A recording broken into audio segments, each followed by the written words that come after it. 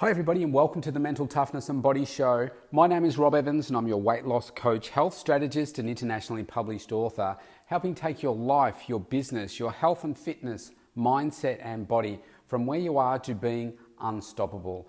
And today, in the theme this year that we're continuing with to get your health and fitness in the best possible position that it's ever been in your entire life in 2021, we're out of the kitchen from yesterday and the last couple of days.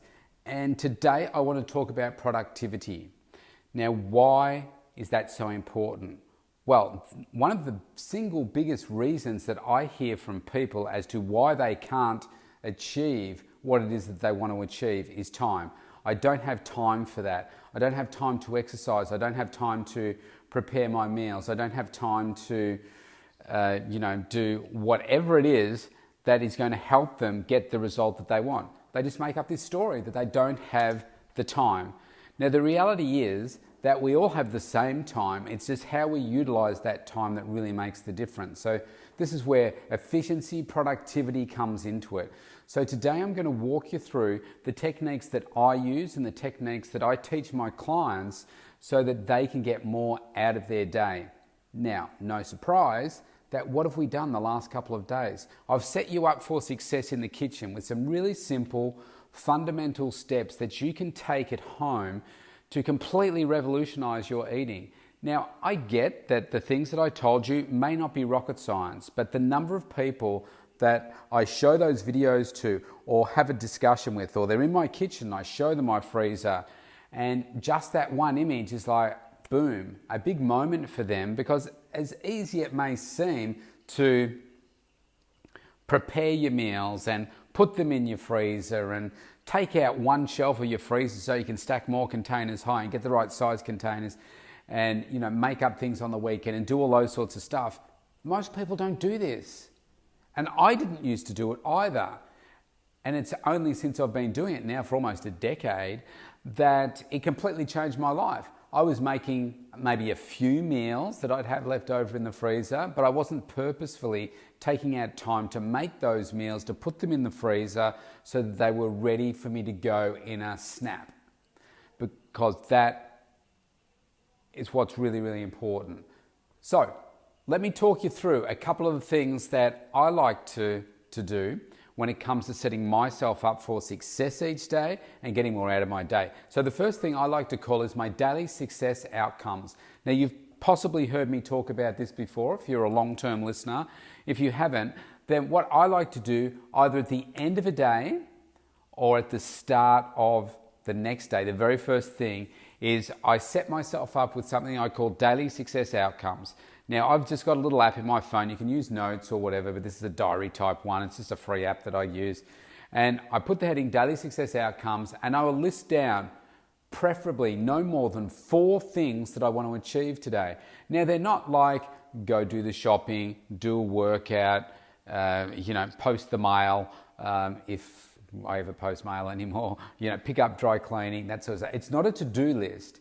It's more meaningful things to me. Things that are going to be when I stop and look at the end of the day and I look back and I say, if I've achieved those 4 things, has this been a really great day for me? So that's the test that I say. So for instance, I could do all those things I just said, but at the end of the day, not feel like it's been a great day because I set a standard for myself that says, I want to be productive. I want to get outcomes. I want to grow my business. I want to grow myself. So they might be things like, like one I had yesterday was completing all the marketing material for my latest 8-week challenge. Okay, that was a really important one because why did that go on the list? Well, I know that if I don't get it out this week, I've found the sweet spot for the marketing of this stuff is about 2 weeks out because people are kind of still in holiday. It's mid-January. People are sort of in holiday mode. They're sort of ready to make a commitment to something else in terms of their health and fitness. So I find that 2 weeks is a sweet spot. So if I missed it today, then we're on the weekend tomorrow. And like doing the weekend is never a good thing. So then we're at Monday and then we're like 10 days out or so. And that's not a great spot to be. So I needed to get that done. Another thing that I might put on there from time to time is to really connect with my children. And it might be one more than the other on a particular day. I've got 2 teenage daughters, and one of the challenges that I've got right now, so being a single dad, I co-parent with their mum really quite well, but they're half the time here, half the time there. I don't see them all the time. And both of them have different challenges at the moment. So it's important for me as a dad that I want to connect with them. And so a good example of this is a couple of weeks ago, I asked my eldest daughter, who's 15, she looked down, as in, she was looking like she was not upset, but just a little bit sad and just out of it. And I get sometimes that's tiredness, but I also know her well enough to know that that's not always the case. And I said to her, "Is anything wrong?" And she said no, and she kind of looked down and said it with a bit of a smile and a bit teary, which says that's code, Dad, for yes, there's something wrong. And so, I spent a little bit of time with her, asked her, she didn't tell me, but she started to laugh, and, we had a little fun time together. But obviously there was something troubling her at the time.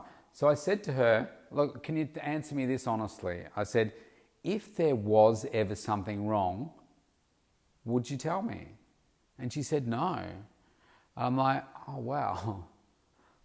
We raise our kids with these values and hoping that if they're ever in trouble or there's something that they want to talk about, that they're open to talking about it.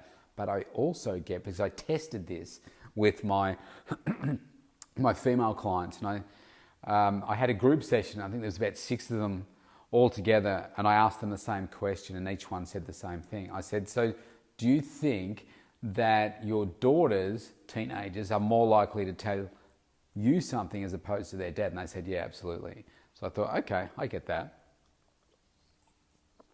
So what do I do as a dad? Well, I said to their mum, I said, "Look, this is the conversation we had." I said, "Maybe you can start to have some different conversations with the girls, because maybe they're more likely to tell you some things that they're more comfortable talking to you about than talking to me about."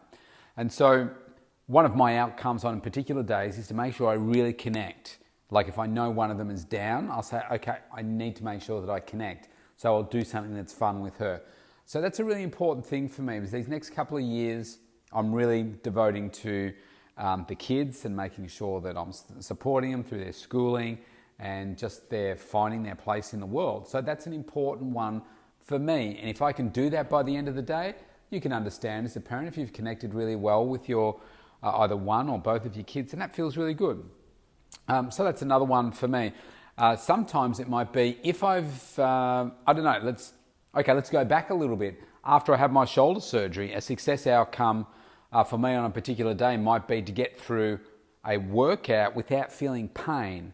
And that is a really big outcome for me at that particular time, because it was a sign that my body's healing, my body's improving. Yes, I'm getting back on track.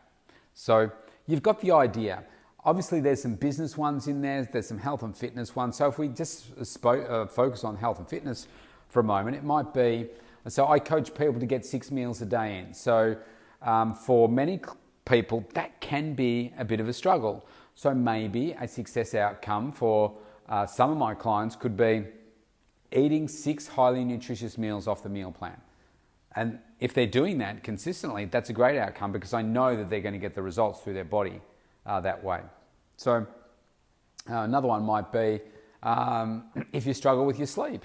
It might be to get to 6.5, 7 hours of high quality sleep. And that could be a great outcome because you've had problems sleeping before. So there are many, many different ones that you can come up with. The point is, it's about what is an outcome to you. Now, believe it or not, this is going to be a struggle for you to kind of grasp, but you're intelligent, so I get that you'll get it. You're in the top 1% of what it is that you do. So you're a high performer. But I work with some people that are really struggling. Some people that are maybe battling some mental health issues, depression, a whole range of different things. OCD, ADD, a whole range of different mental health issues. And so for some people, getting out of bed is a success outcome. Doing the vacuuming can be a success outcome. Now, you and I might say, you just get out of the vacuum, just jump out of bed and bang, I get straight into it because I love what it is that I'm doing. But not everybody is in that place yet. So it takes time, doesn't it, to get them to that right place. So you've got the idea. Set yourself up each day with what your success outcomes are. Now, I say no more than 4 because if you've got 4 really good ones, and they'll get bigger and juicier the more you practice this, and I wasn't good at it straight away, but if you get 4 juicy ones, then that's going to pretty much occupy your whole day. If you get those done, then wow, anything else is just a bonus. All right, so the next thing is I want you to think about, remember we're talking about productivity, I want you to think about creating a list of all of those things that you can do whilst you're on the go, or whilst there are breaks in the day, or just finding a better way to do it. So for instance, it might be a case of you do a bit of driving. So right now I don't do anywhere near as much driving as I used to because of COVID and the restrictions and everything. And the girls are on school holidays still, so there's no school. But for instance, when I'm driving, so I do most of the drop-offs and pick-ups of school with the kids. So it can be, with school traffic, a 20-minute drive one way, 20-minute drive coming back. So that's 40 minutes. I do that twice a day. That's 80 minutes. That's an hour and 20 minutes. Now, I don't know about you, but I can't just afford to take an hour and 20 minutes out of my day and not do something with that time because time is too precious. So what I'll often do is I might record a podcast. I might record my Rob Evans 365 podcast. I tend not to do this one, but I might do that. I send voice memos. I use Siri to send messages to people. Like if I get a bunch of messages around school pickup time or whatever, or I need to reach out to people, then I will do that through that time. I will also send some voice memos via Messenger, and like people that I want to catch up with, or people that I'm trying to organise interviews with for podcasts. I might send them a quick message. So what I do before I get in the car, I'm thinking about what are those things that I can be doing while I've got this 80 minutes. Now, in some ways, it's only 40 because I use the 20 minutes when the kids are with me in the car. I use that as connection time. Now, sometimes that works well, and sometimes it's a disaster because the kids are tired and they don't want to talk to me and all that kind of stuff, and that's fine. So I will find something else to do with that time, and sometimes it's just being quiet and just chilling in the car because things are tense or whatever. But you've got the idea. Looking for when you're driving around, if you've got people in the car, what can you do with that time? If there's no one in the car, what can you be doing? I'm listening to podcasts, I'm listening to programs which might be on CD or downloadable version, like streaming type things. You could be learning a language, for instance. Maybe this is a time that you can start to give back a little bit to yourself. You might be learning a language. You might be, studying expertise in another area, and you're listening to things, recordings and that kind of stuff. Think about what it is that you can be doing. Maybe it's having meetings with your staff. Maybe often I will organise a meeting with maybe somebody I haven't caught up with in a while, and I'll just call them or arrange a phone chat while I'm driving, so that I'm making the best use of that time. Because I don't, like if I'm chatting to a friend or something, like during the week, and I'm just really conscious of making sure that I'm using my time efficiently. I know this can sound a bit awful, but I don't want to be talking to my friends during the work hours because that's my time to be focused on doing things that are really important during that time of the day. So if while I'm driving and I've got the time, then that's when I'll do it then. Another one might be, let's say that you're at the gym.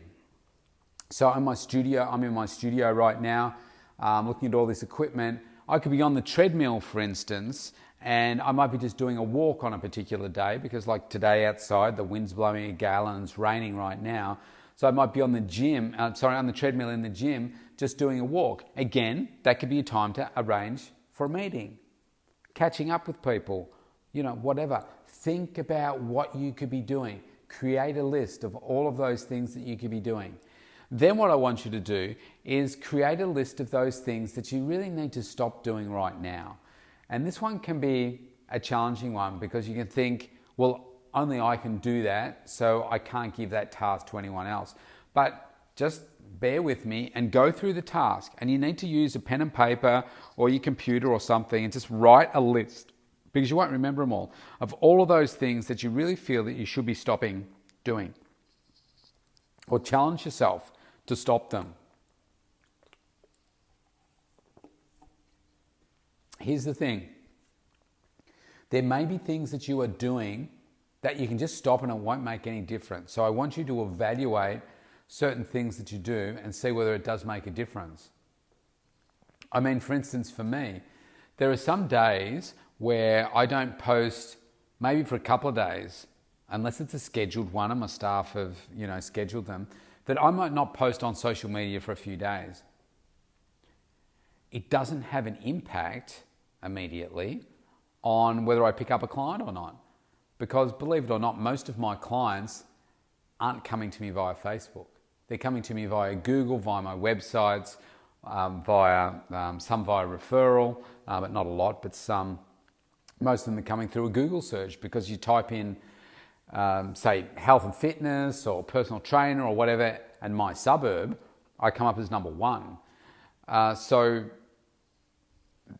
does that mean I should stop posting on social media? No, because I need to make sure that I'm still building my brand and putting out content and all that kind of stuff, because that's just the way that people are communicating more and more now, whereas opposed to 10 years ago, I'd be emailing everything. But what do I stop doing? Well, I need to stop doing all the posts myself. So what I do is I create the content and give it to someone else to schedule and post so that I don't have to worry about it. That's what happens most of the time. And then every now and then, if I just want to post something at random, then I will just, take a photo or do whatever and create a post on that. I can, but that's on top of the ones that are scheduled. So that's something that I needed to stop doing because I was finding I was wasting a lot of time doing it and not enjoying it. But maybe there's some other things. And think about how you're spending your time around the home. Maybe it's you get a gardener in to cut the grass. You don't have to worry about that anymore. Maybe that gives you back an hour a day, an hour a week, or however, certainly this time of the year here, grass needs to be cut an hour a week. A day a week. Maybe it's to do with cooking. Maybe it's to do with your housework. Maybe there are plenty of things right now that you could be outsourcing to someone else rather than you doing it and using your time more productively to focus on your health and fitness, your business, spending time with your kids, whatever it is. The point is that it's your time and then you can use that to do something else. But remember back to what I said at the start. So many people say that they can't achieve their health and fitness goals because they don't have time to do whatever. Go to the gym, do a workout every day, whether it's be, some walking or a strength workout, making their meals, cooking dinner, preparing lunches for kids, whatever it is. People will just say that they don't have time for it. So this is a way to give you more time. So then once you've done all of those things, I want you to evaluate with your stop doing list, things that you are doing right now. Evaluate what are the results that you're getting from it, like I said with the Facebook one, but maybe you're doing some things right now that you really don't need to do. So one of the simple things that I used to do was constantly look at my emails. Years ago, I would constantly look at my emails every day, all throughout the day, because you've got that little ping that goes off your email. I was like, oh, gee, I better have a look at that.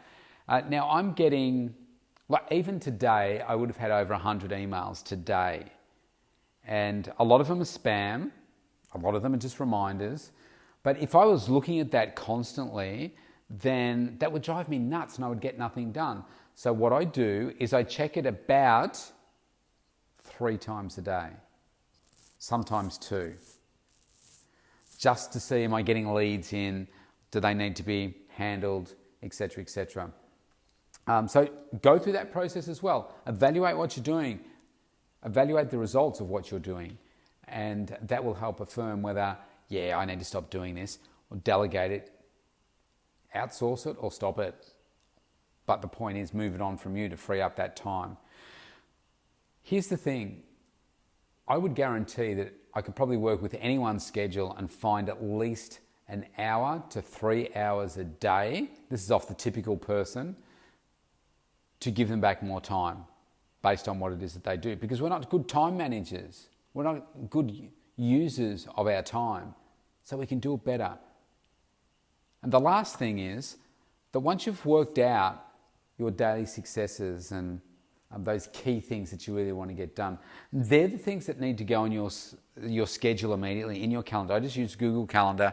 Schedule them immediately. Block out the time and maybe add a little bit extra time. I find that quite often I can underestimate how long something is going to take. If it's a marketing piece, for instance, one thing will lead to another and I realize, oh man, that's connected to this document and this, man, I better fix that up as well. So that campaign I was talking about, I had 8 landing pages to fix up, just to update. And then I'd finished that and thought, right, it's good to go. And then I realized that there's an automated welcome sequence that is attached to that. And that has, there's a lead funnel email sequence that's got 5 emails in it, and then there's a welcome sequence that's got 3 emails in it. So all of a sudden I had all this extra work to do that I forgot that I had to do that as well, and then I had to update the entry form and all of those things. So that one probably took me an extra hour and a half more than I thought it was going to. So add a little bit extra in there, but put the key things in there. Schedule in the key outcomes for the day. And as time goes by, you'll get better at managing your time. But here's the thing, you've got to manage your schedule. Manage your time in sticking to it. If you don't have enough time, then go to your schedule and say, oh yeah, gosh, I don't have enough time here. You either stop it and immediately plan to put that time somewhere else in the day or tomorrow, or you move something else around. If you must finish this thing off right now, if that's going to be more efficient, then push something else out a little bit, reschedule it so that you can get this thing done. And this is what's really good about only giving yourself a small number of big items. That's what makes it really powerful at the end of the day. It's just like, wow, yeah, that felt really good to be able to do those things. So that's the way that I approach it. And that's how I've been able to get more done. Now, you do have to condition yourself to each day doing this process. Even on the weekends, I do it. And yes, there could be less on there on the weekend. I mean, I work every day, but it's different when I'm with the kids. So I'll have different things on there. But I'll still put things on there that I want to be able to achieve. But they might be different. They might be like more family-orientated things. But why do I do it? Because it's the focus. It shifts my focus to what's important for the household, what's important to me to get done. And most people will always put their health and fitness about number 3 or 4 in their list of priorities, and it needs to come up to number 1. And one of the key elements of doing that is making sure you've got enough time. How do we make sure we've got enough time? Well, we need to be productive with the time that we have got. We need to manage it differently. And the only way to do that is if we keep practicing it. We have to practice productivity, practice efficiency. And the more that we do it, the better we get. And guess what? We find the more time we've got. And you know that saying where if you want something done, give it to the busy person? That's so true. Because the person that doesn't have anything to do has no timeline. They have no schedule or urgency to get it done now because it needs to, because I've got to get on to that next thing. So you just become better and better at your time.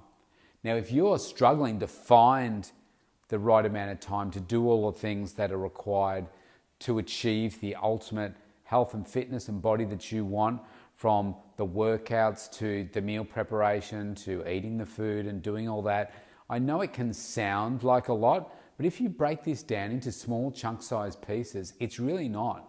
So we're about to head into the weekend, and maybe I'll do another podcast on this in the future. But over the weekend, I use the weekend to prepare meals. Like I showed you in the kitchen the other day, I prepare batches of food so that it can go in the freezer, and like for my dinner tonight, for my breakfast in the morning, it's all there, ready to go. I don't have to think about it, apart from opening the freezer and which one am I going to pick. But I know that before I go to bed, I pick the one that I want.